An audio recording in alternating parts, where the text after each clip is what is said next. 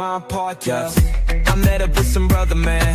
From Outborough Island, we just chillin', man. One thing led to another plan, and we all made a real tight bond. We all came up from the dirt, ain't got no big head. We just coolin' and cruising and no bedhead. Yeah, yeah. Just relaxing like the real one said. The best is yet to come. Welcome to my podcast. The FUF, my podcast. Yeah. Welcome to my podcast. The FUF, my podcast. La la la la la la la la la la. For an unappreciated wrestling fan, I got something for that glisten, man. Ooh, invincible, we get on the mic, then we show you how to do it non-stop. This ain't unapologetic, we never let you down or stop, and you can never question anything we do. Don't you disrespect me or the crew, because we gonna take it to the top, while we giving you what you like. You know every single string's gotta be up on my Tim team. Money if you please, the baddest 6'2" nigga. Now pause on the brim, now stop my niggas, do it again.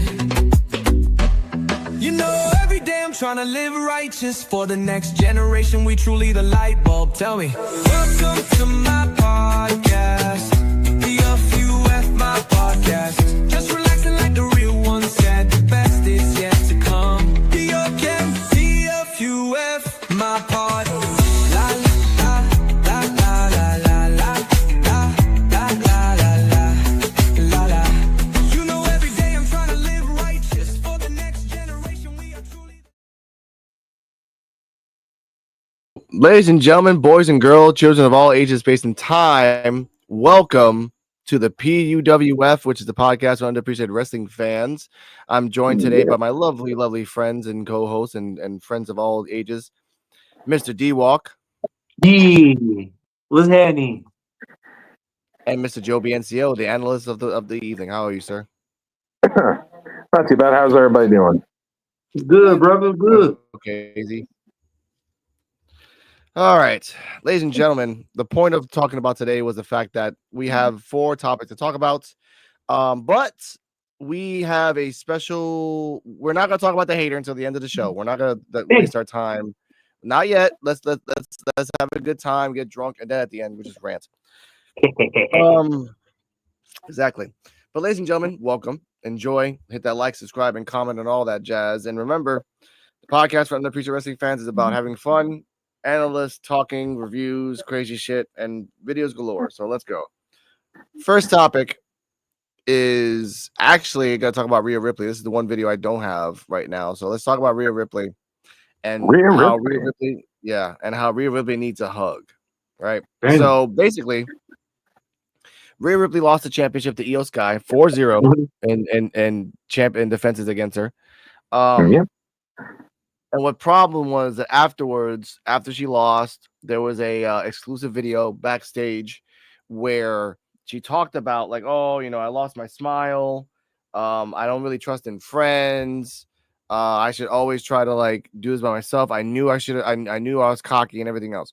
Now, Mr. Joe BNCO, what is the future for Rhea Ripley? They're using this as an first off, lost the smile. Why do I keep rehearing the Shawn Michaels promo? It's like the 5th person I've heard say that. And then again, they're building for a storyline for WrestleMania. It's probably going to be a triple threat with Io Sky and Bianca and Rhea. I'm guessing maybe they're going to turn her heel. Yeah. Or Bianca turns heel. I don't know what they're gonna do. I can't see Bianca turning heel now. They fucked that. No. They didn't fuck it up yet. It was the way that Bianca. We'll talk about that, but it was the way she left and the fact that they were wearing matching clothes. That threw it in a way to what the Bianca Jade Naomi segment. It threw it in a different category. Okay. So I really think that that's going to change the complexity of everything. Bianca being a heel champion would be good for a little while. I mean, we'll at least get some interesting promos out of it, Yeah. and then we'll get some feuds out of it. But do not give Jade the title. Yes. No, I get that. Do not yet. Okay. Not yet. Okay. So what was? Sorry, I just stepped in. What was Joe's answer on Rhea Ripley and? Was the future for Rhea Ripley? Yeah. Since she said it in the backstage interview, I think I showed you that, or I talked about it. She said that she lost her smile, which Joe brought up as a freaking Shawn Michaels promo. So he took like everyone's sucking Shawn Michaels' dick. I think Rhea Ripley needs a hug. But That's the point of the episode. Now we talked about the future of Rhea It's too Ripley. Now, spicy. exactly. He turning heel. Cardala. Yeah. Cardala was the future for Rhea Ripley for you. She has no friends. Her best friend's on another show, and I could see this being like a dark heel turn for her. I think, and I said it. It's funny. Everything I said before she said it in the interview. Like it's been a rough, 2024 for me. Yeah. Like she's been isolated. So yeah, sounds like a heel turn to me. that's sad. But she'll get out. But yes, I'm feeling for Rhea Ripley. Why don't they try to make her like a Stone Cold type character? Yeah. Anti-hero, where she kind of just does her own thing and just kicks everybody's ass. It might get stale after a while. It'll be good She for don't like have 2-3 months. she don't have friends though. She don't have friends. They could come back. She's Austin. Yeah. I see it like, okay, this is going to be obscure, but for any Vampire Diary fans out there, let me know. It's kind of equivalent to the vampire turning off their humanity, and then in order for them to turn on their humanity again and like not be a crazy heel, all of her friends need to come back and like intervention her, like, we're here for you, we love you, like, we got you, and then she'll stop being heel. I'm a fan of the Vampire Diaries, so I understand what you're coming from. Thank you. Yes. Okay. There you go. Yeah. Shout out to Caroline. Okay. Now, anyways. Okay. D-Walk, your thoughts on this? What should Rhea Ripley do? She going dark, bro. She going dark. Right. The lights, she finna start fucking everybody up. Like, maybe she might go into that Stone Cold angle, which she was almost at that angle, but maybe they gonna let her go. No, not give a fuck now. Maybe she'll go in that angle like, I really don't give a fuck. Now I ain't got nobody. And start spazzing out on everybody. True.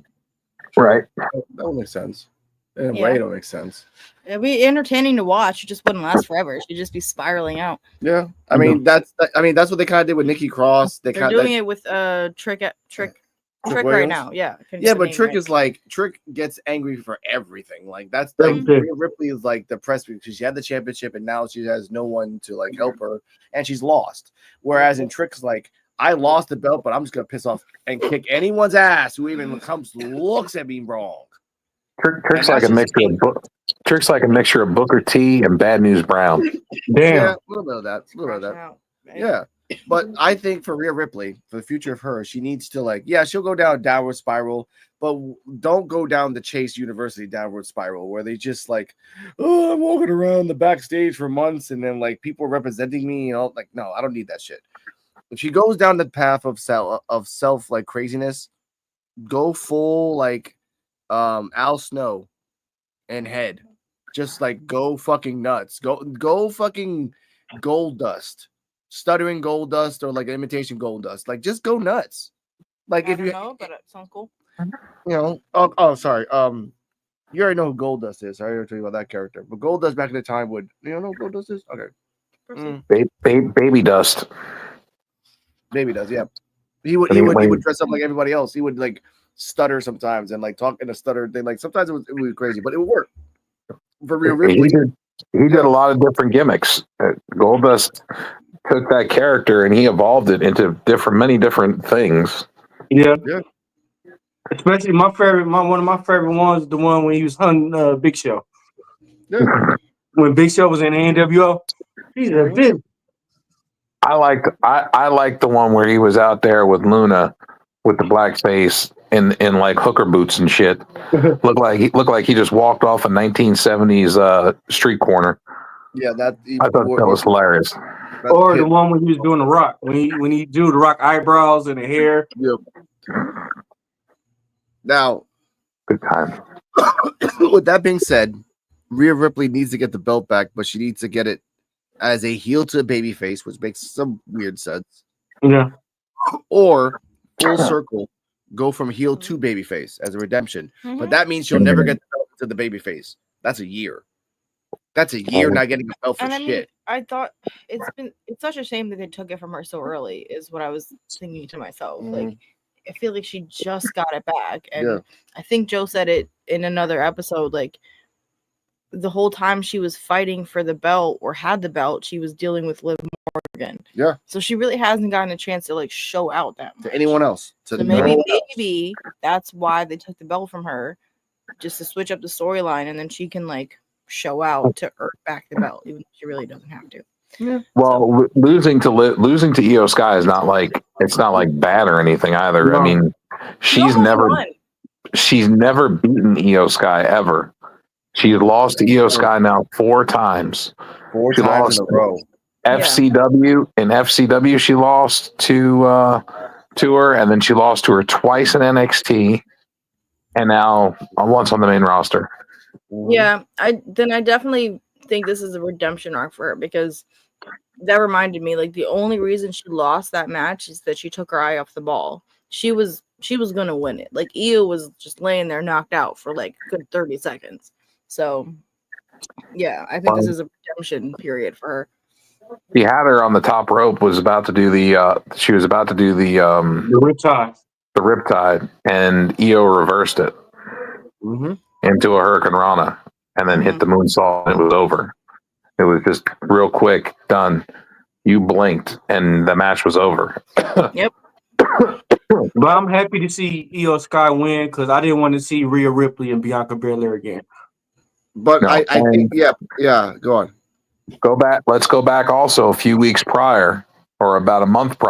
Maybe it's been at least a month, maybe a little longer. But let's not forget, Io Sky defeated Bianca Belair in one-on-one on SmackDown as well. Yep. So she's beaten the top talent in the company already, over and over again. Yes. The problem with Io is that she's a transitional champion. She can Maybe not. Maybe they're gonna leave the belt on her. Maybe. For a while. What if we see Io Sky versus Asuka if she come back? Fine, that would be a match, but that wouldn't be a match to lose the belt. That would just be a match. Like, again, in the match, they said it. Someone said it in the commentary. I forgot who it was. Oh, I saw it on a show or something. Io Sky did all 3 of her friends' moves back to back to back, out of and like from like the elbow to the Oscar lock to like her shit. I'm like, if she would fight any of those 4, she would win any of those 4. That's it, bar none. So you don't need to see that. And Io against Bailey, sure. Io against Chelsea, sure. Io against Roxanne Perez, yes, please. But But to me, honestly, I don't see nobody up there with Rhea, with Io Sky. She wrestled Penta and Lucha Underground. I know. Yeah, I sent the video of that. Yeah. I sent the video of that. Yeah. We don't know about that because Chelsea Green and Penta are already talking about rolling that shit back.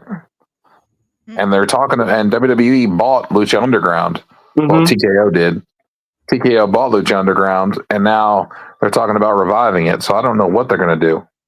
And they need, like I told you, without Robert Rodriguez, it's just going to be a WWE version of it, and it's not the same. You know how much money, but you know how much money they have. They could hire Robert Rodriguez. They could maybe Robert Rodriguez. I don't know I mean, you could try to make a Tim Burton film, but if you don't got Tim Burton, you're just. They own WWE. They own the UFC. They own the bull ride. They own bull ride. The PBR circuit. They own so much. Actual bull riding. Look at me. They own all of this shit. TKO owns all of it because they know that there's a market for that. There's a market for bull riding. There's a market for Evolve. There's a market for soccer. There's a market for lingerie football. Doesn't really matter. There's a market for everything. They're trying to buy up different sports so they can be a sport. TKO could be a solid sports conglomerate, like the Ocho. in dodgeball, just really just all over the place. But let's conclude with that with saying, by Rhea Ripley, we adore you. You're a great wrestler, great talker. Just don't get lost in a year. Really, exactly. Thank you, Yeah. Chad. Yeah. Keep your eye on the prize and don't lose focus. Now, speaking of keeping your eye on the prize and don't losing focus, let's talk about this person. And before we give me a second, because I want to make it look nice and sexy. And right here, shout out to my girlfriend looking down at our wedding pictures. I'm just kidding. Here we go. Welcome to my podcast. PFUF. All right. Let's talk about Carmella. Yeah. Now, Corey Graves is it the guy on commentary? I know what you're talking about. Yeah, that's his wife. Now, to be very clear, and I say this again, to be very specifically clear, we are going to talk about Carmella's contract expiring. And I think, Joe, did you see or hear any transcripts from the interview of anything else? Just the fact that she had said that the WWE had opportunities to re-sign her and that they had opportunities to do something with her because she was available. Yes. And they didn't want to do anything with her, and she felt that she wasn't getting the fair opportunities like other wrestlers had, like Yi, Bless you. where they could have had her doing commentary, periodically, like at the beginning of a pay-per-view or something. And she is right. I mean, they could have used her for something. But let's bring up the history, ladies and gentlemen. Go on, Joe. She's been ready to come back for a while, and they have not brought her back. She did deal with. She had some postpartum depression after she had the baby, and she had to deal with mental health issues, and but she dealt with that, and she's been good for a while. Now, to give a little context to my girlfriend and future wife, Cardella, let's talk about Cardella. You know what, mother? Hold this shit. Hold my blunt. Thank you, baby. This motherfucker's gonna be all fucking sappy as fuck. Think I'm gonna catch his ass. You know what? For that shit. Shit jerk! You're just a shit jerk, dick fucker. Tried all that. Yep. He acknowledges that. I like that. Now, I drink on that. Now, Carmella. Drink on anything. I know. You drink on which cloud is smaller than the you drink on a dead body over their cemetery in their coffin, probably. Wow. Damn. You drink when the news comes on and when the news turns off at 11. Just making sure this might be the last day. Purge. I drink when I get hungry. Yeah. I drink when I get hungry. Yeah. Whenever I get hungry for a while, I'm like, yeah. Let's go. All right. D-Walk drinks more. D-Walk drinks so much he has to watch New York One News. It's on 24/7. That's fucking crazy. Now, Carmella, aka I don't remember her name, was a wrestler in NXT who was actually a fiance to another wrestler named Big Cass. Yeah. I'm giving her the bridge version. Carmella met a guy named Corey Graves during that time period. They fell in love. Big Cass went insane in a sense, had a mental breakdown, almost died. Popped back after a couple years. He was actually, fun fact about him, he was actually going to be a doctor. He actually went to the thing, had great scores and everything, was actually going to be a doctor, 6'5" doctor. He's like, I'll go someplace else. 6'5". He's like 6. He's like 6. He's almost 7 foot tall. 7 foot guy as a doctor. You're like, hey, leave him. Anyway, after that, Corey Graves had a wife with 3 kids before Carmella. Carmella came in and supposedly and allegedly that wasn't the reason that Corey Graves broke up with her and then immediately married her. As you know, after that, Carmella was on the rise. She got the championship a couple times. She was partners with a guy that we found out later was part of the pervy side. And then she got hurt. Was off the show for a little bit. Yes. She was the first women's Money in the Bank winner. Mm-hmm. Yes. Twice. And now wait a minute. No. She was the first ever Money in the no, wait a minute. She was the first ever Money in the Bank winner, yes, because a guy named James Ellsworth came out of nowhere. A guy in a women's Money in the Bank match went up the ladder and took the briefcase off for her. He's small and has First no ever chin. person to ever do that. Yes. He's small and has no chin. He don't count. Oh God, that caused so much shit at that time frame, baby. So many people got pissed. I'm like, it's like if you're in a all women's fucking Money in the Bank ladder match and it's a ladder match and you're fucking blowing your ass off on it, and then me, Ashanti the Adonis, comes in and like, I'm getting the belt, I'm getting the briefcase, I got it for you, baby. And again, it doesn't count until it either touches the hands of somebody. So I take it off, I fall, but you grab it, and technically you won the match. Because you're the first person to have the hands on it. Technically, I'd win the match, but I would hate that. Not for Carmella. See, that's smart. But that's smart, though. You see, if it was me and I was in a Money in the Bank ladder match, I'd like to have a pocket midget that I could just throw up on a ladder to go climb up and get. Oh, here we go. Hold up, I got press the button. We're midget. Go. Hey, they don't like to be called midgets. They like to be called dwarfs. And here he goes too.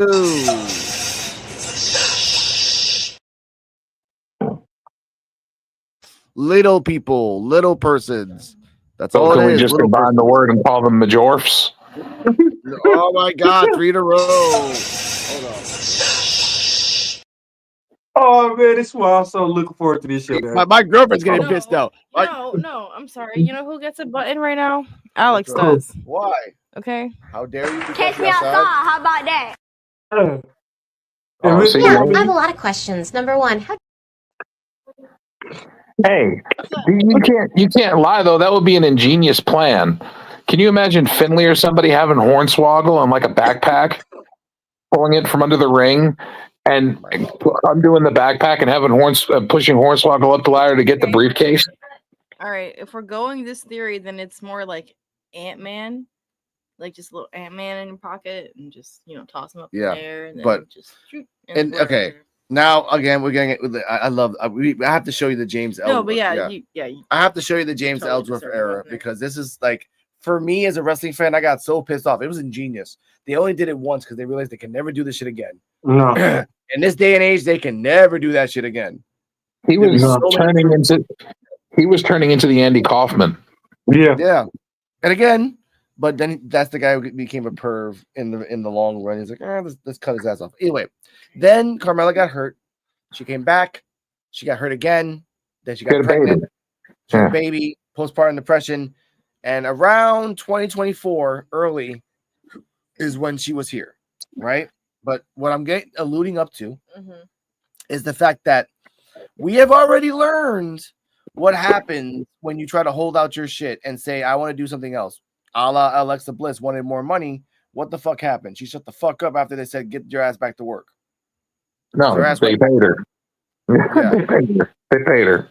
They paid her. Like, we've been paying you. Go to work.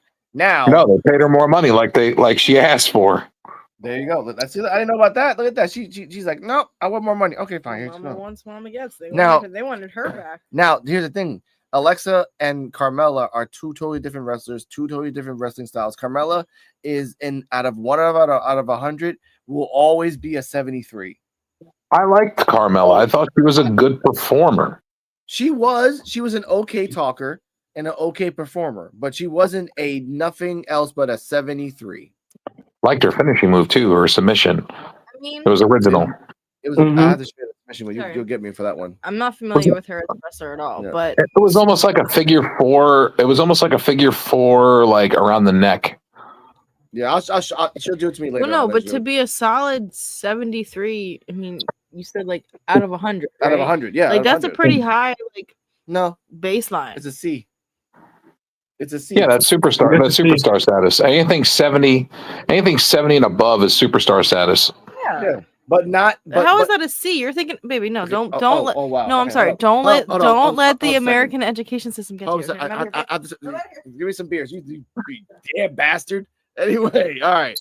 What I'm saying is that, and because my girlfriend will hear this anyway, is that, and Joe gets to understand why I call her a 73. Always will be a 73. She will never get worse or better. She will always be the same. Carmella, as good as she's tried to be all over the years, she's never done. Okay, there's okay. How do I say this without being disrespectful to Carmella fans if they see this?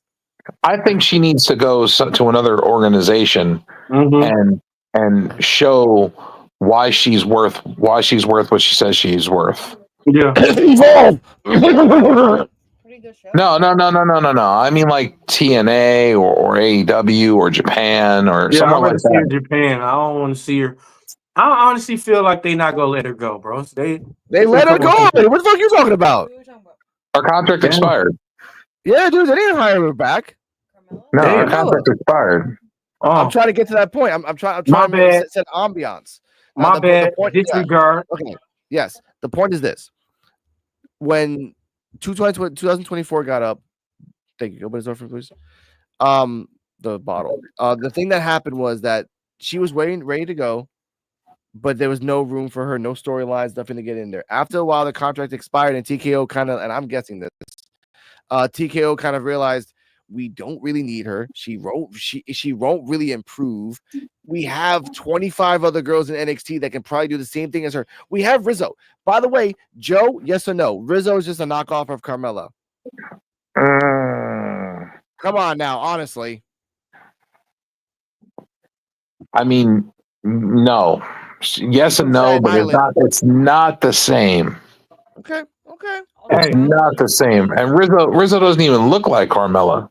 I meant in demeanor and how, except Rizzo's very Italian. Except if Rizzo wasn't very Italian. Oh, I know who you're talking about now, Rizzo. Okay. Yeah. Why? First of all, yes, go on. I just think it's a shame that I don't even know who you're talking about. So that's a testament to or I just don't remember her, but that's a testament to the fact that they have not given her adequate airtime. So. She hasn't been on TV. Carmella hasn't been on TV in probably 2 years or more. Mm-hmm. Yeah, like Alexa Bliss. Why'd you bring her back if you're not gonna show her off? Yeah. But in terms of Rizzo, sorry, go ahead, Joe. No, D-Walk. Oh, it was a D-Walk. Hey, my bad. Hey, I'd rather see Carmella come back than them damn Bellas come back. Agreed. Who was that? And Brie Bella. Now, I'd rather see them gone. Now, Carmella. Yeah. Now, okay, Carmella's gone. This is the point I'm making. She was on a podcast because she was saying that it was a shame that they didn't hire her back. And people are putting out there in the world of the internet wrestling community is that she got fired and they had bad blood. No, her contract expired and they didn't want her back. That's it. They gave you 2 years. This is the thing I learned from Joe. Alexa Bliss was at home for a while, still getting paid.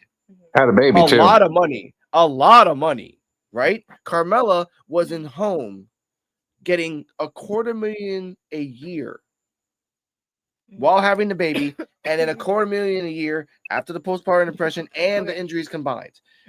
And then you complain why they didn't hire you back. They gave you $500,000 in 2 years. But did she wrestle? No, she was just home. Injured. She was injured and had the baby. Okay. They paid basically $500,000 for your pregnancy. I don't know. That's me. But no, in terms of Rizzo, why would an imitation be because it's not the same thing. The thing is, Rizzo is an imitation, in my opinion, and Joe doesn't want to admit it, but I understand why he keeps saying maybe no. But the fact that Carmella back in 2016 was Rizzo, except without the deep Italian accents. She was the queen of Staten Island, and she would just wear the hoop earrings and like the Italian little mini shirt, freaking like leather. But she was bad. in the beginning. It took her 6 years to get good. 6 years. Her matches did get a lot better, though. She definitely grew. After 6 years. That's the point. After 6 years, yeah, it's fucking awesome. But then you got Rizzo, who is pretty good now in year 2. And again, TKO is all about stocks and statistics. Carmella, again, always be a 73. Statistically, that's not going to help our company in the long run. She's not as popular as she was before. Did y'all watch Evolve? Yeah, we'll talk about that later. We just finished watching it, and those motherfuckers can go. That's a preview, ladies and gentlemen. We'll talk about that later. But I want to say this. Yeah, they're all like people like I knew a lot of those people that were in those matches in the first episode. Okay, you like I've seen them.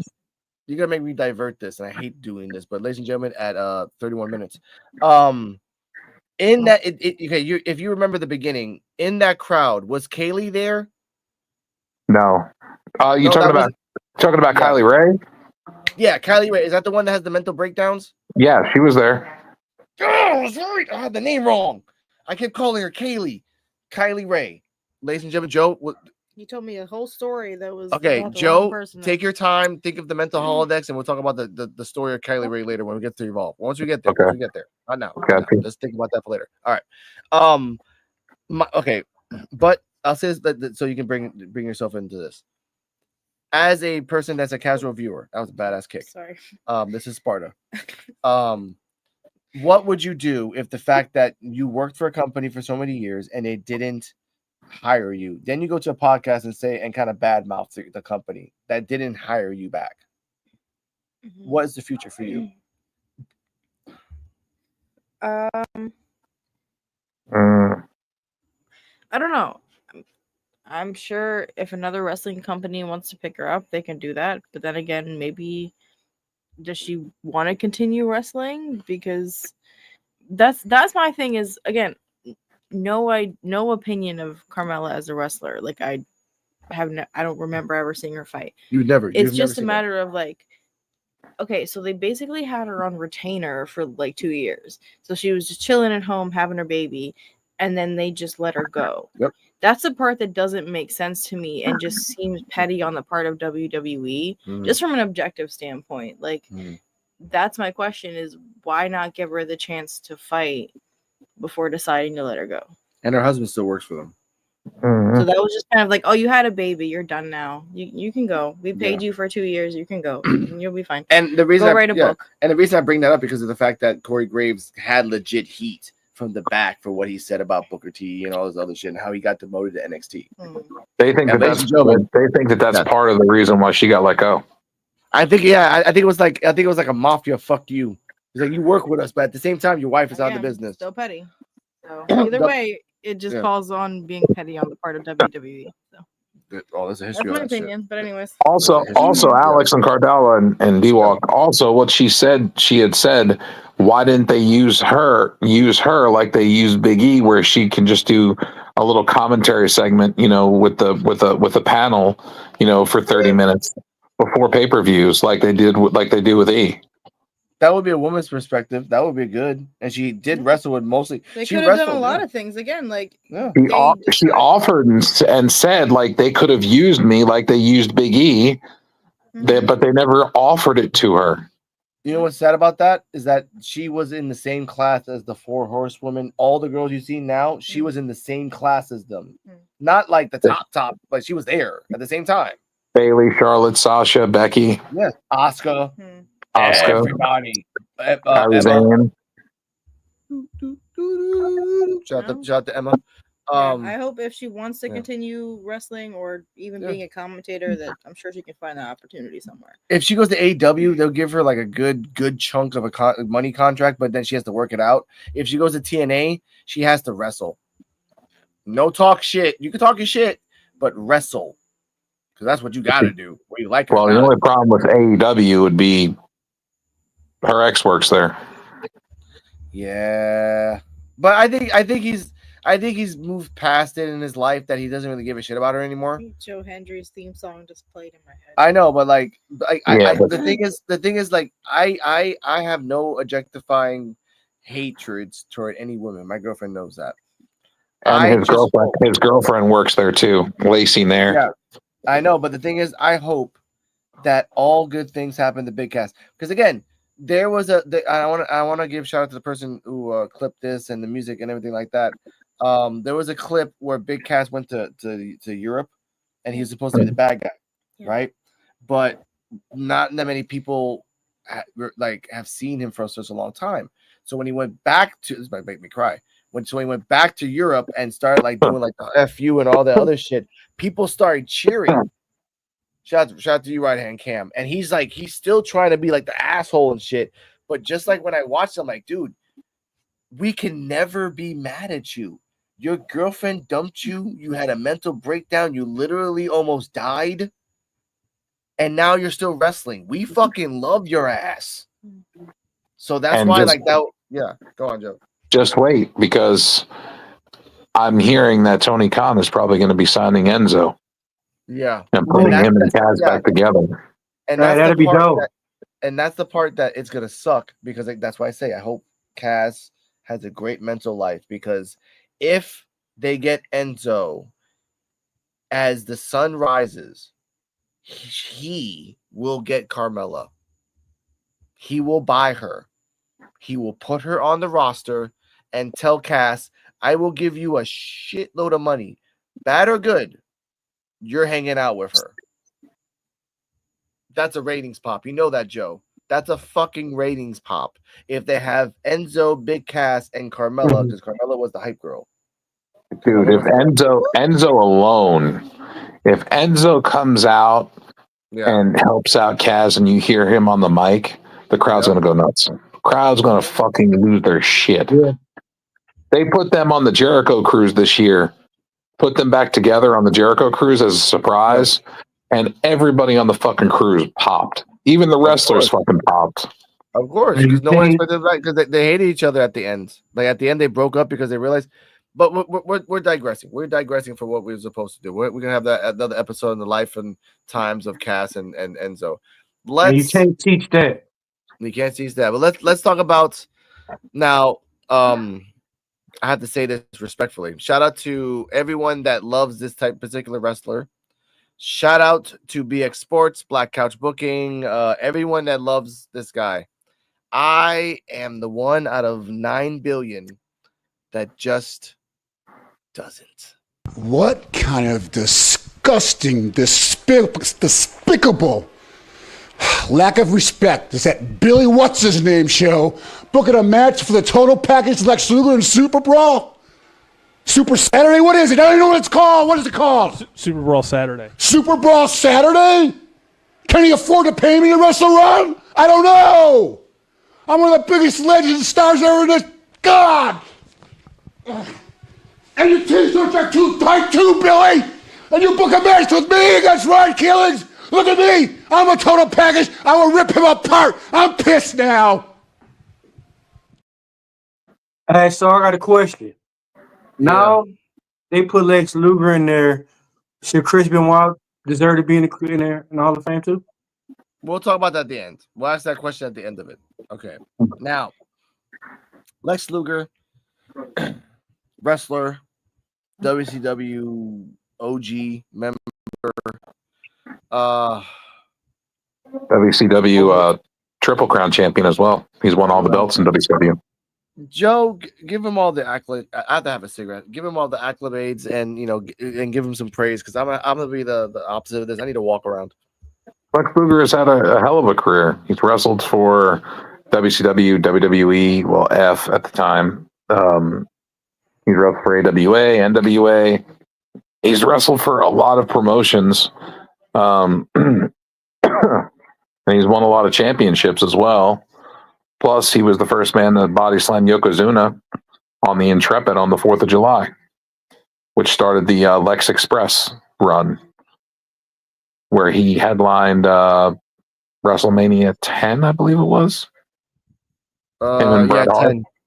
Yeah, 9 was the Macho Man. It was him and Brett that headlined. They both faced Yokozuna in the same night. Yeah.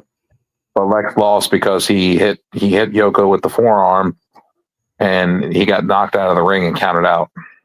Yep. So he won the match, but he didn't win the belt. And then Brett went on later that night to win the championship. No. But he's had a lot of great career, a lot of big moments. One of them was the first episode of WCW Nitro, where they thought he was still under WWE contract when he walked out on the first episode of Nitro. WWF at the time didn't know that his contract expired. Damn. And he just walked up on Nitro that day. Had a contract waiting for him as soon as he got there. Eric Bischoff himself didn't even know that Lex Luger was going to be there. Okay. So it kind of caught everybody off guard. Plus, he was part of the Wolfpack NWO. Okay. But tragically, he had an injury. I believe it was in 2009. He got off a plane and was going to a hotel, and something happened to where he pretty much became paralyzed. And doctors and neurosurgeons and stuff couldn't figure out what caused it. To this day, they don't know what caused it. But thanks to DDP and DDP yoga, he's getting mobility back again. He's able to stand. Yeah. They say he had a stroke in his spine or some shit like that. Wow. They still don't fucking know, dude. They don't even know what the fuck caused it. Yeah. Damn, I should save the thing about That's crazy. No, that can happen to anybody, because But let's get to. He did all those things, and Cody Rhodes surprised him. I'm not gonna put in that video because we'll get a copyright. He came out and surprised him and said, "You're gonna be in the Hall of Fame with Michelle McCool." I don't know why Michelle McCool, but yeah, she's Undertaker's wife. I know why. I know, Joe. I know because same reason why she's replacing Mickie James in LFG next season. Yeah. By the way, the Undertaker talked about that and said that he never said to replace Mickie James. He just said that if they could add Michelle. Yeah, that's it. That's all he said. But it's by saying that he was like, I'd like to keep doing this more, but I'd like for my wife to be here too. That's pretty much another word saying we need to get rid of a female to put a female in. It's pretty much saying, but that's like me telling my girlfriend, like, hey, Cardala, you're gonna be on a good show. Like I have good pull, so you're gonna be on a show with another woman, and you're gonna talk about like spiritual and all that stuff. And then the season starts, and you find out that, by the way, that she's gone. It's just you, and everyone's looking at you like, oh, you that bitch, that took away that one of the best spiritual persons ever to get in. And then you're like, no, I didn't know. No, my husband. And I'm like, no, I love my wife. Just stuff like that. But but I'm getting to this. Let's get to this. This bothers me so much. The fact that Lex Luger is going into the Hall of Fame is a big part of it is because of Diamond Dallas Page. Mm-hmm. Because he rehabilitated Jake the Snake and got him inducted in the Hall of Fame, which no one ever thought was going to happen. Yeah. He did the same thing with Scott Hall. He did the same thing with Sean Waltman with X-Pac. Yeah.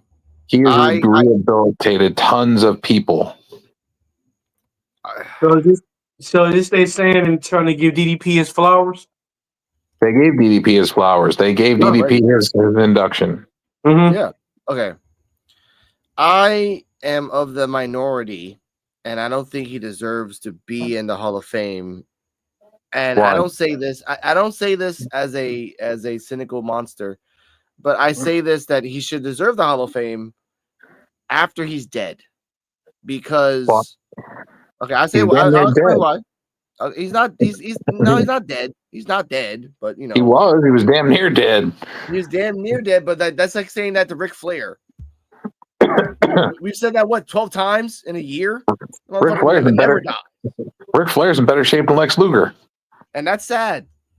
But the point is this: like, I'm an old enough wrestling fan, and again, I have to say this: Lex Luger had a bad side. Lex Luger had a drug addiction problem, and had a pill problem, just like all wrestlers did in the 90s, basically. Yeah. But the factor that bothers me is that Macho Man's wife, or not wife, but you know what I mean, ex-wife, what are you gonna call it? Died in his house. She again, OD'd on her own. She OD'd on her own, but he said in an interview, I couldn't find it. I read it like yesterday, and I guess I didn't save it. That's like that's like saying I have friends over my house, and one of my friends fucking ODs in my fucking house, and then you're gonna call me a murderer. The reason I'm not calling him a murderer. I'm not calling him a murderer. She OD'd on her own stuff. The fact is that he was an enabler, and you're getting it backwards too. She didn't OD on her own stuff. She went in the bathroom and OD'd on his stuff in his goddamn medicine cabinet in the bathroom. She used his stuff in the bathroom. Yes. While being in the bathroom with the door locked. That's why I get a little mad at this, because look, whatever problems he had in the 90s that made him do all those fucking drugs and the pain pills and everything else, that's his life. I'm not going to judge that because that was in the past. I know what he did, so I'm not going to bring it up that much. The fact that you knew that Miss Elizabeth, which is her wrestling name, had a problem too. That's like me being a heroin user, and I'm really bad. And then I have a friend's ex-wife come to my house knowing that she's like that too. And then like you leave your shit in the fucking bathroom like a fucking idiot. All your shit. Beyond all your shit. You can't leave your medicine stuff in your cabinet in your own fucking house. No, not your drugs. Not your hardcore shit where you know that 1 to 2 will do nothing to you. 6 or 7 will do nothing to you, but 2 to a normal human being, yes. If, for example, he had 100 bottles, not 100 bottles, 100 pills of fucking Percocets, right? And he takes 6 of them like fucking Tic Tacs. For him, he does nothing. Nothing. But to Miss Elizabeth. Okay, what is this argument? The argument I have is that Lex Luger is going to the Hall of Fame, right? Alive. And I think as karma as I want to say it, he deserves to be in the Hall of Fame dead because of the fact that, in my opinion alone, on the PWF, and not as a whole, but as a person, say because he had his own shit, and because at that time he was really heavy into hard ass fucking painkillers and just hard ass shit, and he knew that the Miss Elizabeth was also a drug addict at that time, depressed. I don't think he deserves to be in the Hall of Fame by, like, again, I think he's an enabler. I don't know. I mean, I guess I don't have all the details on that, but yeah, he could. I don't know. That's not his. He called 911 when everything went down, and he did CPR and all that. Like he attempted to save her life. It's on the 911 calls. No, I know. Like I mean, I guess it's not on him that like Joe said, like that's his medical cabinet. How much more locked up does it have to be? Like at that point, it's like how, I don't know. I don't know, man. But I think that's probably a factor why he had that spinal injury. You mix all those drugs, all those times for over a long period of time, but then you stop it. Obviously, I told you it was Inside Out. It's possible. Yeah. All right, so my question is now: do Chris Benoit deserve to be in it? There's a big difference, and we're not there yet in time of a person that regrettably but arguably killed or not killed a person, but tried to save her life and everything else. Yes. Jimmy Snuka, but no, Jimmy Snuka murdered a motherfucker. Jimmy Snuka murdered a person. Yeah, and got away with it. Got away with it. No, he didn't get away with it. Almost. They finally caught him, but he was dying.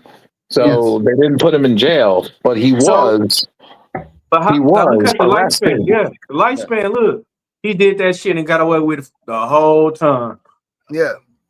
But with Lex Luger, like I'm trying to say, Lex Luger, like this guy is not as bad. Okay, if you go a scale from like Owen Hart, which is like the best, to Hulk Hogan, which is like the worst.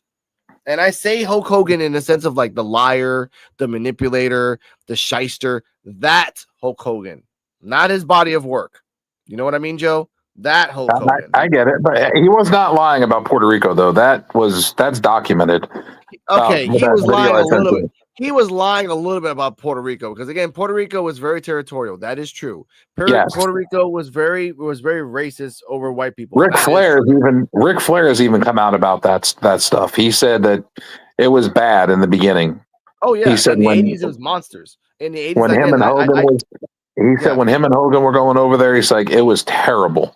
He's like we would get pelted with trash and threatened, and it was real bad. Dude, it was the early 70s, it was like the late 70s, early 80s, where all we had in Puerto Rico was cocaine and heroin, salsa, and beer. And again, Bruiser Brody died. Bruiser Brody died in the very following trip. I know, and that's what pissed me off. And that same motherfucker is still alive to this day, which I'm not gonna say his name because he doesn't deserve to say his name, but he deserves to get spit on because he's a piece of shit. But the fact that we're just divulging from other things. Okay, let's do the Hall of Fame. Hey, good for you. Did y'all know? Yeah. Did y'all know Hulk Hogan's supposed to play RoboCop? And you know what? And we're gonna move on from there. All right, let's just go on to the next thing in the topic, ladies and gentlemen. All right, let's talk about. And since D-Walk didn't see this, let's talk about Evolve, episode 1. Welcome to my podcast. If you left my podcast. All right. To get some clarifications, Robert Stone is on commentary. Pete Rosenberg is the play-by-play, and Cardalla made up a good point that X is apparently the new word for by, BY. So I'm like, all right, whatever. I call it play-by-play, but apparently it's play X play. Millennials. Good question. Yes. The commentary guy that was doing the interviews after the matches. Chewy. Why does that look like? Yeah, why does Chewy look like Flop Dollar 2.0? No, I don't say flop. Doesn't he? Face and all. Face, body, and all. He Flop Dollar. What if that is Flop Dollar? No, it's not. That's the funny part. It's. I think they were trying to get to like Misty Iglesias, but they couldn't get a Misty Iglesias, so they got like a Chewy. There's a lot of Chewies, and apparently, so they got him. But let's go to the beginning. Shawn Michaels with Ava was talking to about 30 people. It was about 30 people. Shout out to Kylie. Shout out to Brinley Reese. Danny Palmer. No. To at least the veterans. To Kylie, to Brinley Reese, Kendall Gray, Carly Bright, and Luca Brasafino, which I feel we'll talk about him later because oh my god. And others, and they're saying that since Ava is the mayor of NXT, and can you explain to the Visible Woman what the mayor of NXT means, Joe, before we continue? The mayor of NXT, pretty much she runs things, but can be overridden by the governor, which would be Michaels. There we go. Okay, that makes a lot more sense. So if Michaels is like, dude, you're going out of power, like we got to stop this shit, he can come in and overturn it. But she still is the final boss in NXT. Kind of weird thing happen. Not really. She still is. She does whatever the fuck she wants. She does, but at any time, Shawn Michaels can walk in and be like, "All right, bitch, you're done. You're fired. Get out of here." Yeah.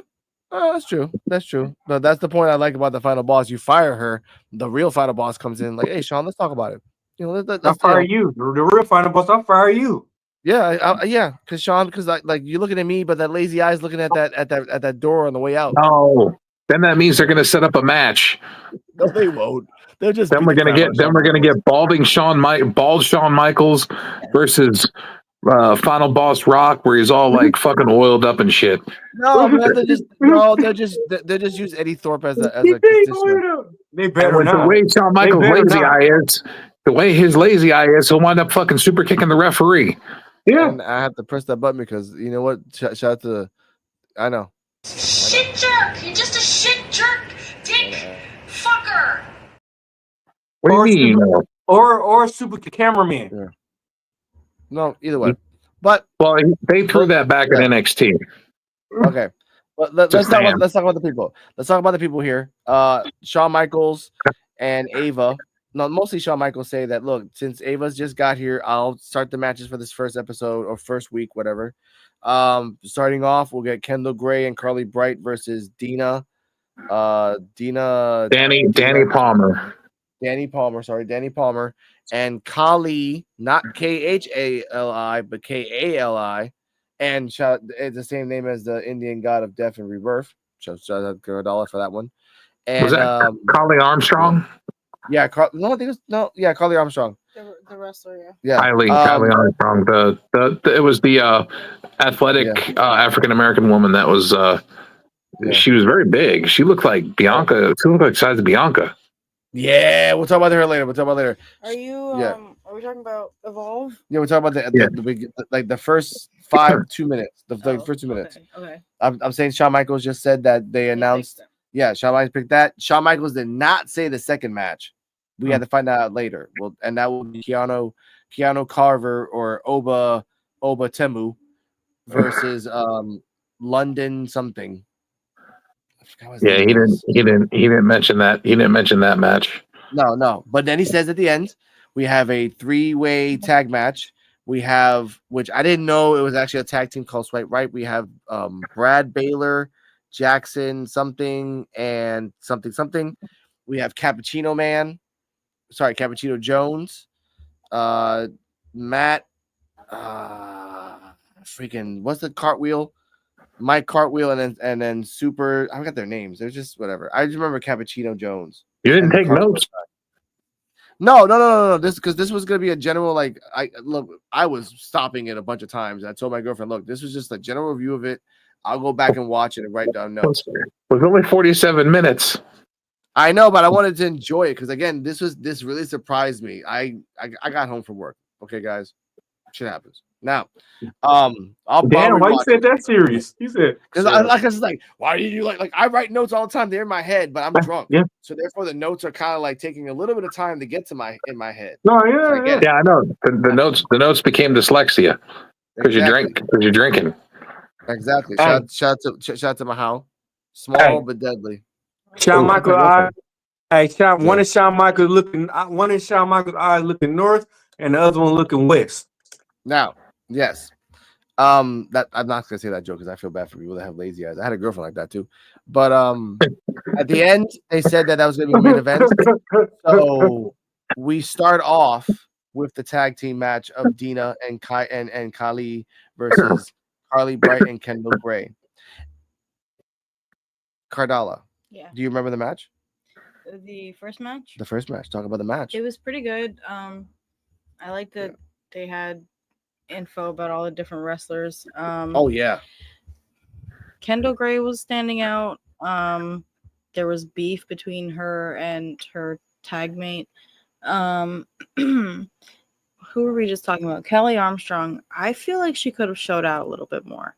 I think she's all bark and no bite, and I don't really know why, but we'll see that as it goes. Dina Palmer, the Tumbler. She's a Tumbler. Danny Palmer. Sorry, Danny Palmer. Holy shit. D-Walk, when you see that match, you're going to understand why I say holy shit. She reminds me of Kate Canzaro, but done right. Ain't no Ninja Warrior shit. This is like I was in a clown school. I've seen Danny Palmer before, along with Kylie Bright and Kendall Gray. I've seen them all wrestle in AEW before and in TNA. There you go. But here's the part I want to say. Everybody was in their ring gear. The graphic had everyone in their ring gear. Danny Palmer, as I like to say it, went to Target in some short shorts and a shirt, and then forgot that she was supposed to wrestle.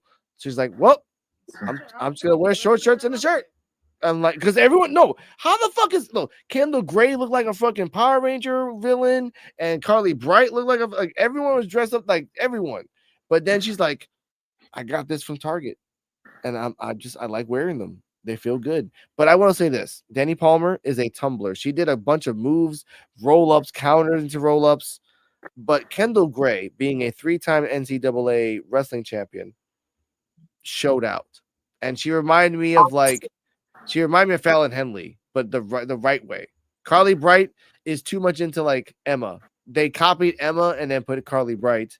And for Carly and Danny Palmer did a freaking corkscrew moonsault to the outside and hit her partner. And because of that, they lost. Kendall Gray said a promo. Carly Bright said a promo as well. Like, oh, I'm happy. Oh, this is my best friend. Kendall Gray's like, everyone's gonna remember my damn name on the first episode, not because of trivia, because I'm gonna be the best. And then she left. And then Carly Bright said she's gonna be my best friend. That's when Chewy came out, and that's when Joe's like, who the fuck is Chewy? But that was the first like match of the night. Carly Bright reminds me of Bailey, early Bailey. Like a little bit of early Bailey, but mostly early Emma. Very the body, early Emma. the face, the gimmick, the bubbliness. Yeah. It all screams Bailey. Yeah. Hugger Bailey. The one that was trying to tag Carly Bright. Yeah, that one. Yeah. Yeah. Again, I'm excited to see her obvious beef. Or like Kendall Gray, he said it when they walked in. Like one seemed pissed off, and the other one was like super cheery. Like yeah. And that was Carly. Yeah. Right. But they're gonna fight eventually. Yeah. So I'm excited to see that. It was good. Joe, your thoughts on the match? It wasn't a bad match. It was decent. Starting off with a women's tag match, and I mean, all 4 women had a little bit of something to show out with. I felt. Sure. I feel like we'll see more of that showing out when it's a one-on-one. We'll talk about that later. But what was your highlight? Like any highlights of the match, if you remember?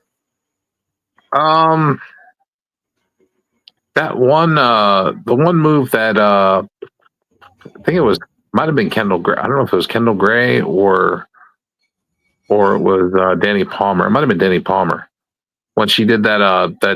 When she like did that spinning around and then she came down into a crucifix bomb.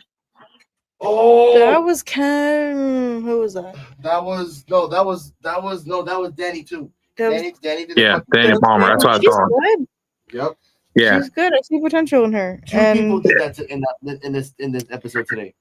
Two people. A match. Speaking of one-on-ones, though, a match that I would like to see is, Callie and Kendall. I think they're a good match for each other. Yeah, I mean, like Kendall can take her on, and then Callie can like find, exercise her skills. No matter how big you are, if you have a 3 times judo champion, jiu-jitsu since she was 12, she can just. We saw it. She lifted her up like 3 times. Yeah. So. Damn. I like to see Danny Palmer and Kendall Gray. Okay. I think that would be a good match. They're evenly sized. They're and they have even amounts of skill. I think that would be a really good balanced match. Yeah, I could see it, but honestly, I think Danny, she could go up against a lot of other fighters. She reminds me a little bit of Roxanne, but only in like size and stature. Yeah, really wrestling style. But then she starts rolling her ass out and like, holy shit, this girl can tumble. A match between her and Kendall would be a lot of like Kendall trying to submission her and her just like flipping around and kicking Kendall in the face. Yeah, so that works. Constantly getting out of it. Yeah. Mm-hmm. Okay. All right. As a grade, I give this. Go on. No, did D-Walk give his thoughts, or he hasn't seen the show? He's all pissed off. He's like, "Oh, I got drunk, but I didn't see shit." All right. Well, you can. Yeah. You can. He didn't take 47 minutes to watch a free show. I know, on Tubi, which is a free download on his phone. Tubi, D-Walk. Yeah, I got it. Thing in the world, I just didn't watch it. I got it. There we go. Oh, you got it. Yeah. When's our new Thursday? Show? Thursdays. Wednesday. Okay. Wait, no. No, it comes on. It appears on Wednesday, but we have a show on Thursday, ladies and gentlemen. Depending on if Terrell and happy birthday, Terrell. Enjoy your day. Yeah, happy birthday, buddy. Yeah. Hope you had a great birthday. But yes, we are doing the Evolve post review, PUWF's Evolve post review, and we're doing it in collaboration with CJ Wolfie and For Real Terrell, which I'm very excited about. Yes. So it's gonna be awesome. But I feel like watch it's it like and come by, D-Walk. Oh, well, I got you. I'm gonna check it out. Matter of fact, I'm gonna watch it after I get off the show. It's actually very fucking short, dude. It's very short, but it's like 2016 NXT. It like ramps up at the end. They get their shit in at the end, dude. Yeah, only 40. It's 3 matches. It's like 47 minutes. That's it. It was actually pretty good. But yeah, I'm gonna check it out.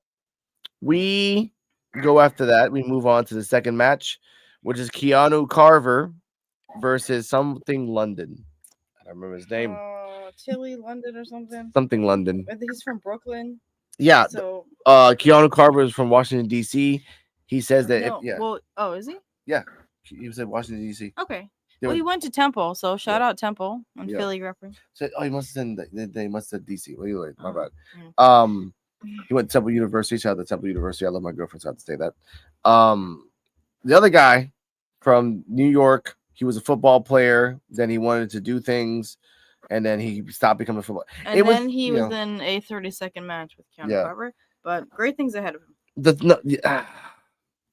This is why on the show this is why on the show on Thursday we're gonna have a point system, because this guy came out like the Black Jeff Hardy, and it just pissed me off. He had the green things, he had the mask. Jeff Hardy, he is heavily influenced by Jeff Hardy. Yeah, and he had a vest, a bulletproof vest, and everything. I'm like, and then you got murdered in 30 seconds. 30 seconds. What a tragedy! 30 seconds, and then on top of that, the only offense he had was a kick to the face to Keanu Carver. I asked that. I'm like, did he even get a hit in? I didn't see it. Shout out to the new ref. Didn't see it before. That's pretty cool. He'll get him next time. But he did the.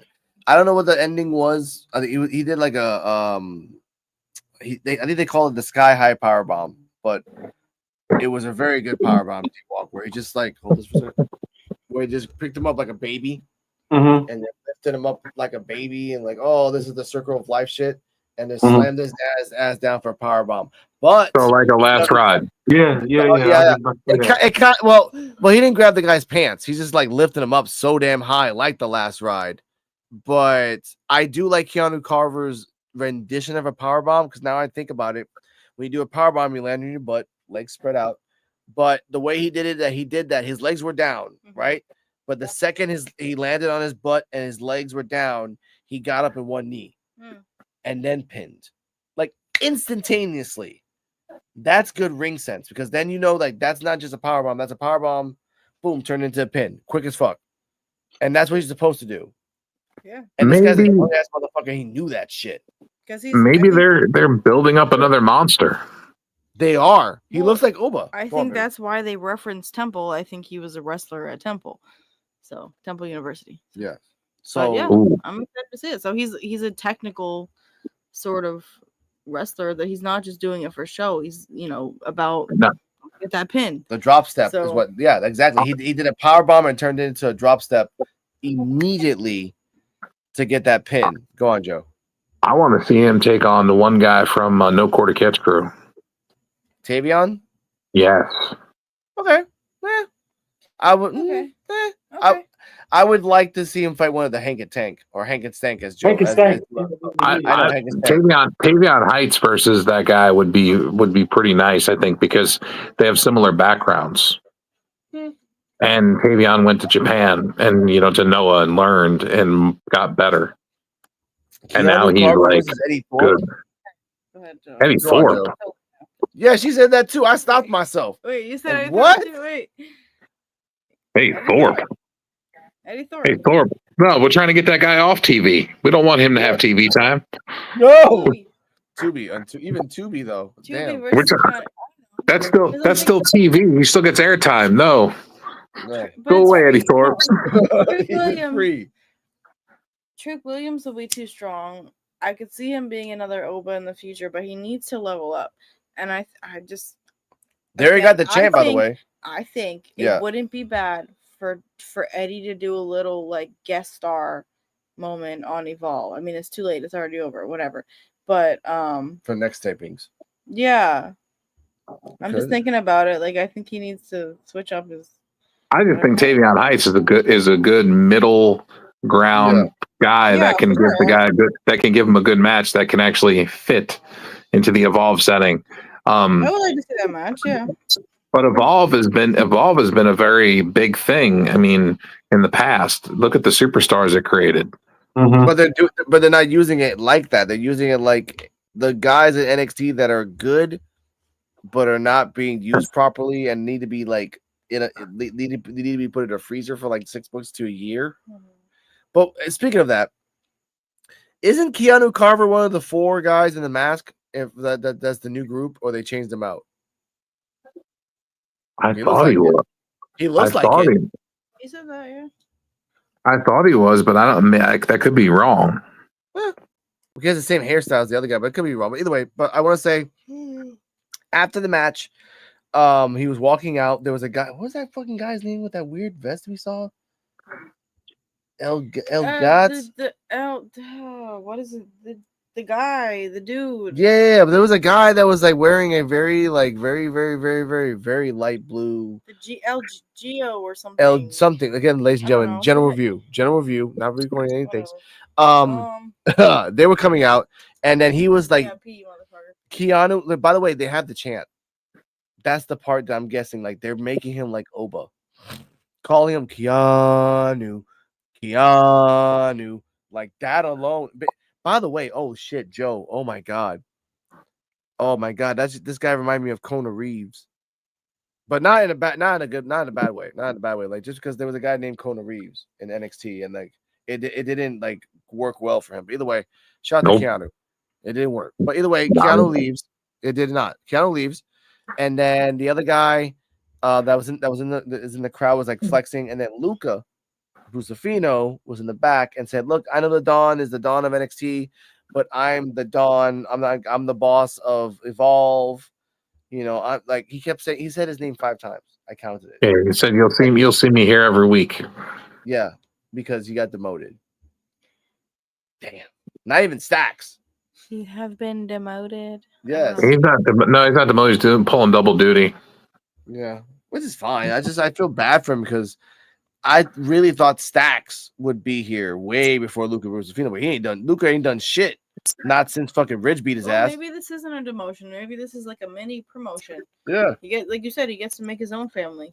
What's funny is that since family. This is pre-taped. So what happens if one day Luca gets the belt and then he has to like pop up of NXT that's live, like, oh hey guys, by the way, I had the belt. I went away for a couple minutes and I got the belt. See you later, bye. Bye. I'll be back. I'll see you later. And then like, what the fuck, man? What you got? That's just weird booking. But he said he's here and he's having fun, whatever. Boom. And then after that, we get to the main event, which is 6-man tag. The 6-man tag, which is one tag team is called the Swipe Right, which I love the name. It was pretty fucking badass. In Jackson, that he's been training and wrestling since he was 7. Then you had Cappuccino Jones, something Cartwheel, and then Super something Joe. I will say this. This match started off slow. I kind of compared the 3 guys of each team to Cardala, and then like, one guy looks like Matt Damon, literally Matt Damon from Good Will Hunting. That's what they said. Those are the Swipe Right fuck boys. Yeah, so Swipe Right fuck boys. And Cappuccino Jones had everything about coffee on his pants. I noticed everything, little notes, C&J. I didn't notice that. He had a Folgers on There's one there's another Javon Evans. I thought that, but he's not like him exactly. Yeah. Say that to the Mountain Girl. Come on now. No, I thought the same thing, that they seem kind of similar in vibe, but he's got his own wrestling style. He does. I think he's a little bigger too.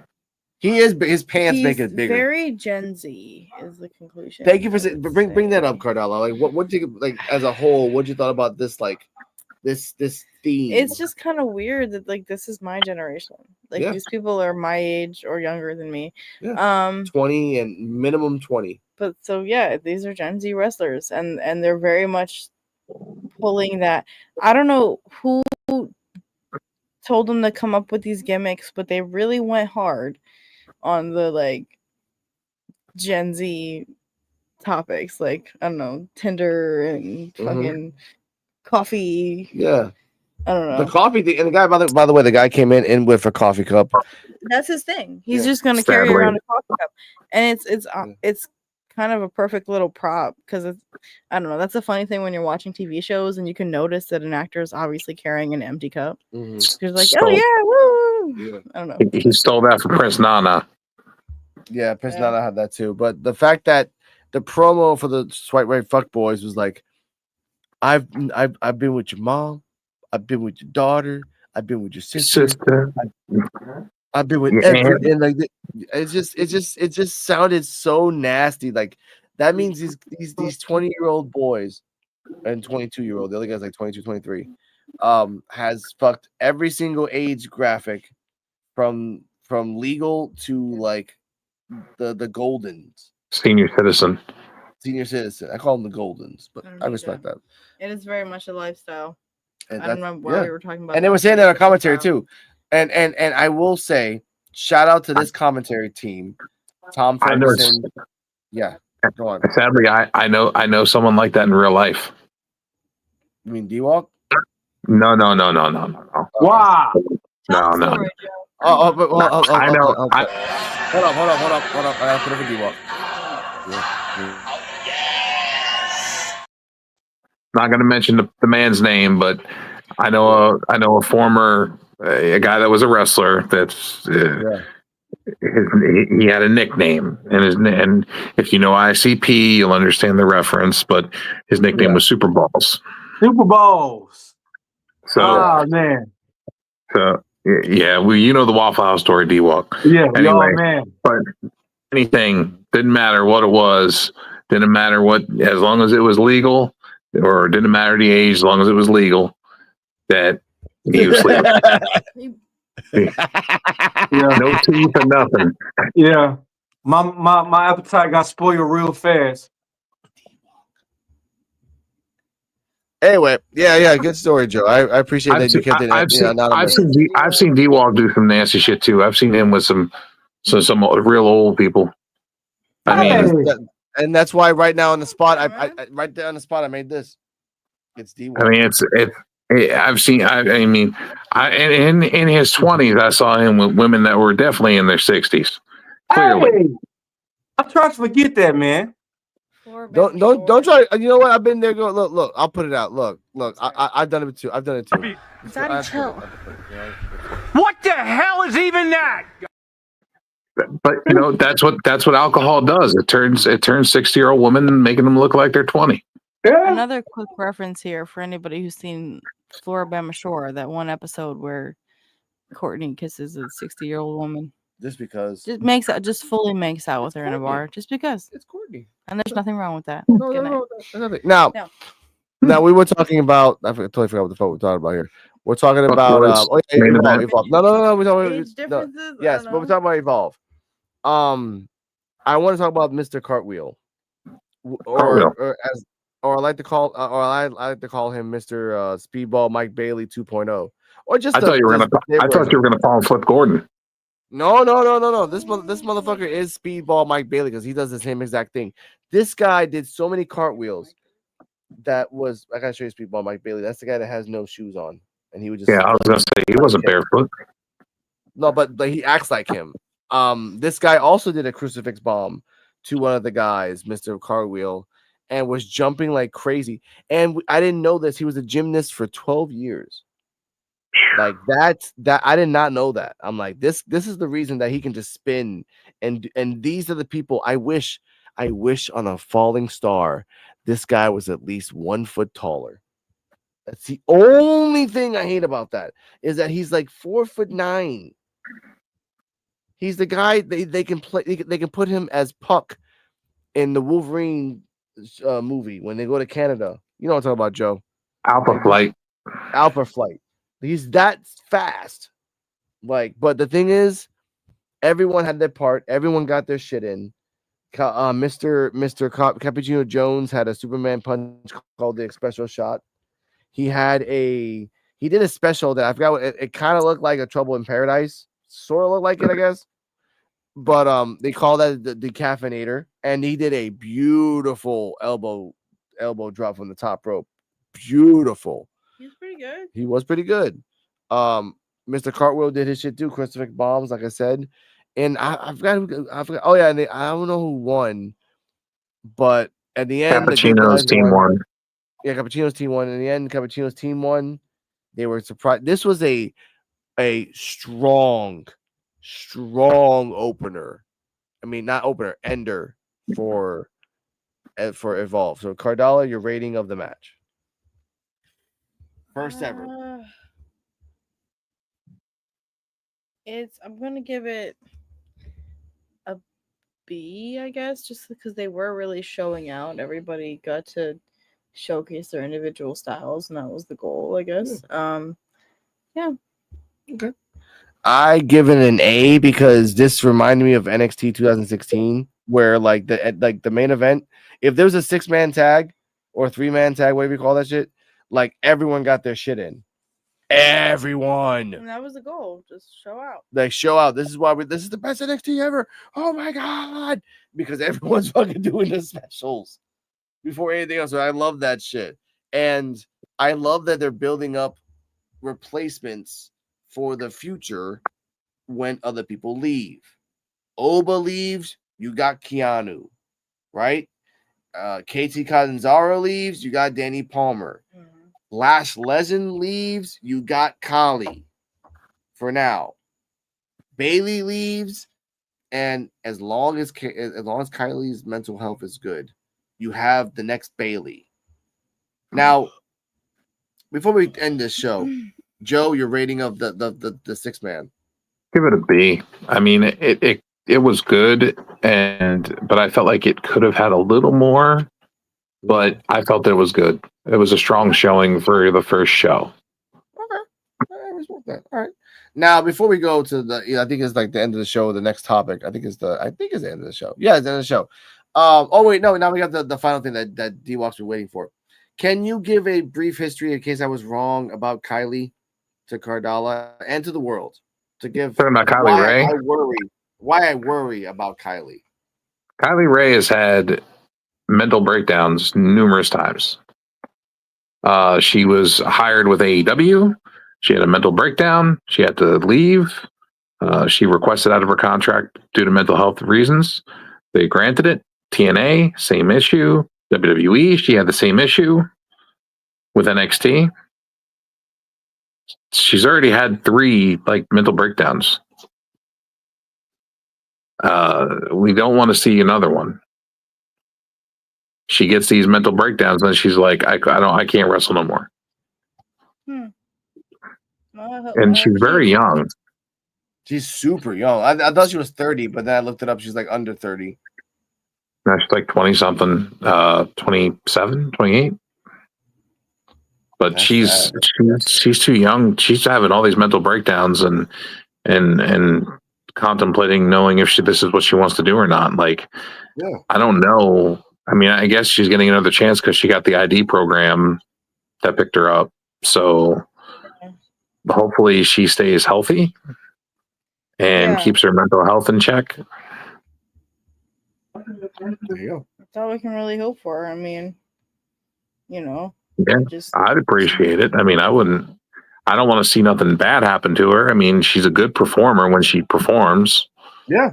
She's a great performer when she performs, and that's why I like her, because she's not great, but with practice and more, she could be the next Bailey in the future. She can be, and not just like Bailey, super happy Bailey, but Bailey into now that she has a legacy and but the mental breakdowns every single time worries, because you're like, if this is your profession and you keep breaking down, this should not be your profession anymore. Yeah. Do something else. I know you love doing this, but if what you can't do, teach. Do that. That's all I gotta say about that. For her, just please be safe mentally, and please lasts more than 1 year. Not only that, Well, if you have if you have a problem, talk to somebody. Yeah. Don't just Please. quit. Talk to somebody. Reach out. Pick up a phone. Call somebody. Yeah. Please do that. Most people with mental health issues, they have that issue where they don't want to call nobody because they don't want to be a burden. And she's done that numerous times, as we've already seen from every other organization that she's quit or have gotten released. But speaking of getting released, D-Walk, turn on that motherfucking camera. It's on. It's time now. All right, ladies and gentlemen. Oh, also, AEW is going to be releasing a few people as well. Abaddon is one of them. Oh, that sucks. I like her, but like, she can be in TNA. She can have fun. TNA. Or Evolve. Not NXT. Keep her the fuck away from NXT, but they can't put her in the main roster if they need to hire her because she's a commodity. Huh? But no, when did she was in Evolve? She's lost her title. She's lost her time. Her time is never. Bye. I love you. She wasn't in that group of people though. Oh, she's waiting for that. All right. Speaking of which, let's talk about the love of a hater. Let's go.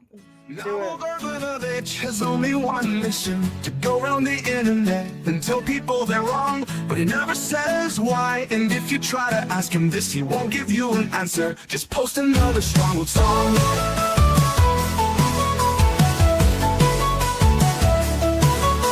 Of his you account for, I think therefore I am types, but if they were at all sincere, then they'd all have subscribers. He has zero himself, and objectively speaking, this casts some doubt on the quality of things he may say. No. Okay.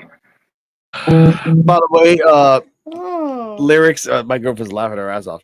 Lyrics and music, thanks to Zuno for that. So thank you for that. They couldn't say Urbanovich right. They tried. I've tried like 16 different times. Ladies and gentlemen, NXT Time with D-Walk is a wonderful thing that we do every Wednesday at 9:30. We talk about NXT as a whole. This clip, I put it on my channel to see if it got more traction, and it does, and it still does. It's at 1.4 thousand views. That's pretty well, yeah, 1,400. Sorry, 1,400 views. And a whole bunch of things. But then that one person, Will Urbanovich, leaves a comment saying that, apparently I had to lay off the crack cocaine and, to understand the idea. Now, do you remember the topic we were talking about, Joe? That it was talking about women's wrestling and the safety of it? We were talking about women's wrestling and how they should stop doing unsafe things to prevent them, and that they should be looking sexy as as professional as they can, and then wrestle. But they should stay away from things that could hurt them, such as Spanish flies. Yeah. Jada Parker. And Jada Parker or Jada Parker couldn't get her ass over on a flip. True, but that we talked about that last week, and that's the point we get to this hater. So I'm gonna start by saying that it's sad that you leave a comment, Mr. Will Urbanovich, and you have no subscribers, which is true, as the song says. And on top of that, we've responded back. That thread has been going on, still going. Mr. Joe BNCO came himself and left some words of wisdom, and you still haven't said anything, which tells me that you're a guy that watched the whole clip, the whole 10 seconds of that thing, didn't read that it literally says that it link in the description, didn't go and watch the live because, again, you want easy, comforting things for you. Since as the song, if I show you the whole song, it says that you're a 13-year-old boy living in his mother's basement. And that's, again, made by Suno, not me. I guess Suno understands where the hell you come from, you troll. I don't like it when you I know, but I don't like it when you come after. And again, this has nothing to do with Joe and D-Walk. This is on my channel. But this was a clip from D-Walk's show that he takes every Wednesday to take his fucking time to come on the show sober and end drunk. But he does it with style and class because that's his fucking job as a podcaster for his show. Do you have a podcast, Mr. Will Urbanovich? Do you have a show talking about wrestling? Do you take the time out of your day to actually do something other than just come on a commentary since 2012? And you've had that YouTube channel that you've done nothing at all, left no comment at all, except on my channel to help my friend grow as a wrestling podcaster. That pisses me the fuck off. Thus, while I was doing one thing, I literally was making the video just as you saw right now. Just to show you that you mean nothing to me, but you mean just enough that I make a 34-second video of your dumbass, and Suno does the rest for me. Music video for Will Urbanovich coming out later on my Instagram. Dumb motherfucker. That's right. So D-Walk, take it away. There's motherfuckers that be trying to do shit. It's just motherfuckers like y'all that fucking hate on somebody instead of congratulating them. We'll never come on nobody's shit and fucking shit on a motherfucker. Why would you have to come on some shit and you don't even know the facts about this shit? That's the dumbest shit. You got to be the most ignorant, dumbest, retarded, stupid ass motherfucker I ever met to come on somebody else's shit and fucking disrespect them, bro. Like, that is the most dumb. That's some kids do that shit. Grow up. Grow the fuck up, you little dumb motherfucker. I love going on. We trying to talk about wrestling. We talking about shit we love here. And we appreciate this shit. If you can't send no feedback or say nothing happy or a joke, nothing, don't say shit at all, motherfucker.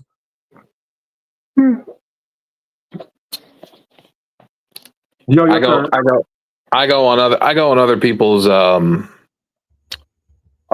things that they post, and I read and I read and I read, and then after I read, if I have a question, I promote my question in a comment section. Yeah.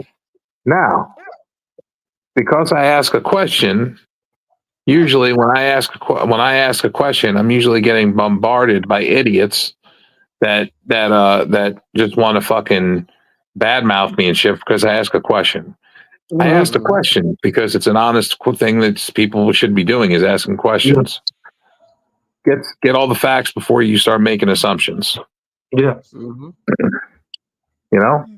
And that's something that he did not do. He jumped to conclusions, made a statement that was inaccurate, and then never responded back.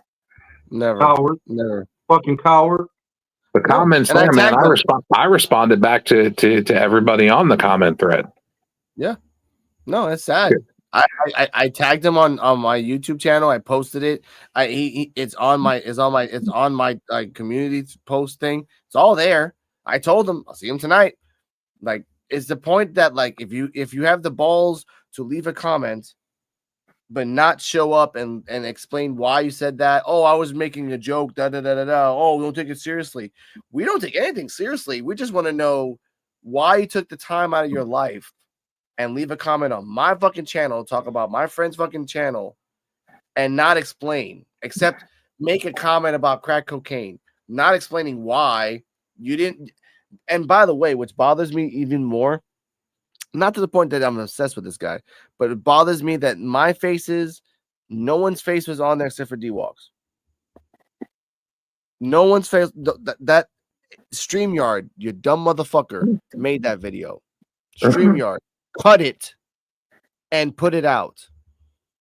So, well, you know why that he made the comment. I mean, yep. But you got Pookie Williams. I'm not saying, and I got you, D-Walk. You just like you froze. I got you. Hold up. No, you didn't freeze. You tried not to laugh. Shit jerk! You're just a shit jerk, dick. Yeah, because a little comedy, a little cute. It's okay. You can laugh. Okay, now Cardala, anything to say about this? About haters and just people coming out to our freaking shit. It's still engagement, so thank you. Hey, how old is this dude? About 12? Yeah. If he a grown man, this a grown man, you gonna eat a dick.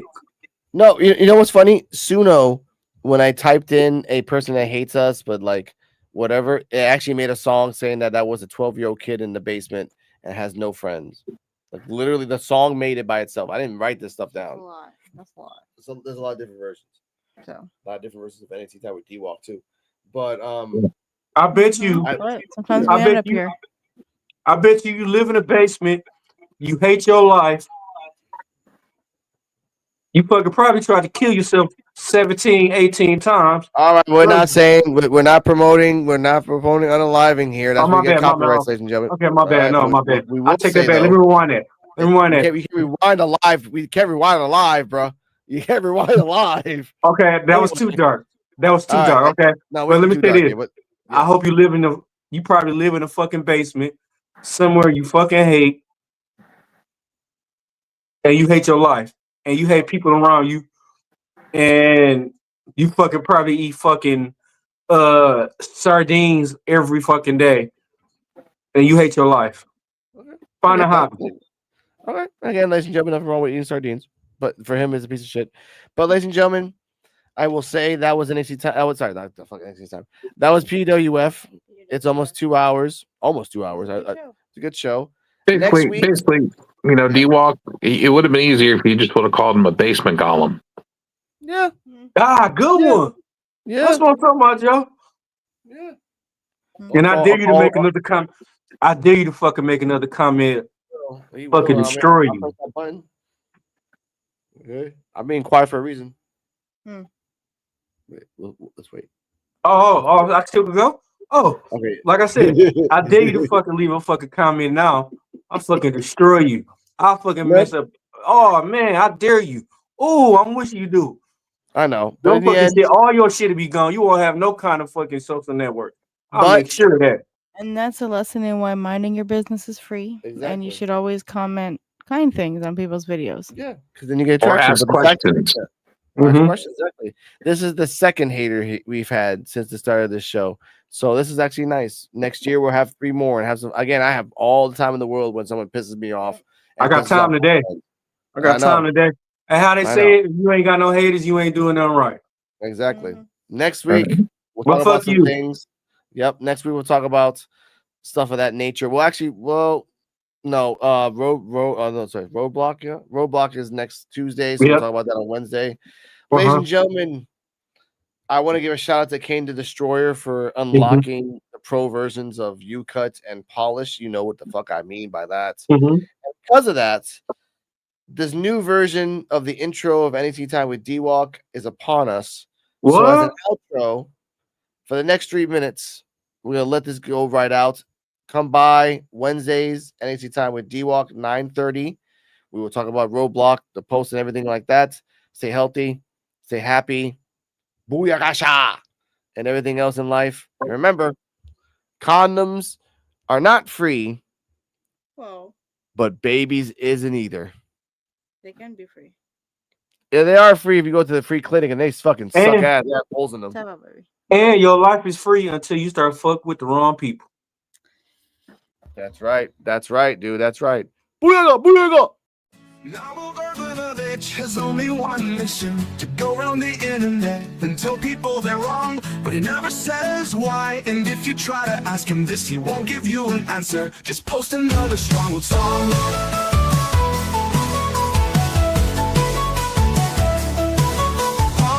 You account for, I think, therefore I am types. But if they were at all sincere, then they'd all have subscribers. He has 0 himself, and objectively speaking, just cast some doubt on the quality of things he may say. No.